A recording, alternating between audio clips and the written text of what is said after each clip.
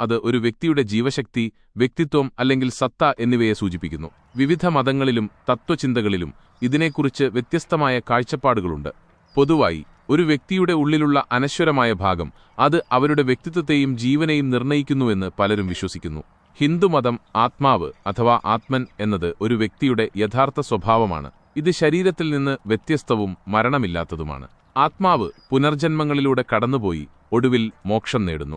ക്രിസ്തുമതം ആത്മാവ് ദൈവം മനുഷ്യന് നൽകിയ അനശ്വരമായ ഭാഗമാണ്. ശരീരം മരിക്കുമ്പോൾ ആത്മാവ് ദൈവത്തിലേക്ക് മടങ്ങുന്നു. അവിടെ അത് സ്വർഗത്തിലോ നരകത്തിലോ നിത്യത അനുഭവിക്കുന്നു. ഇസ്ലാം മതം റൂഹ് ആത്മാവ് എന്നത് അള്ളാഹു സൃഷ്ടിച്ചതും ശരീരത്തിൽ വസിക്കുന്നതുമായ ഒരു അമർത്യമായ സത്തയാണ്. മരണം സംഭവിക്കുമ്പോൾ അത് ശരീരത്തിൽ നിന്ന് വേർപിരിയുകയും അള്ളാഹുവിന്റെ വിധി കാത്തിരിക്കുകയും ചെയ്യുന്നു.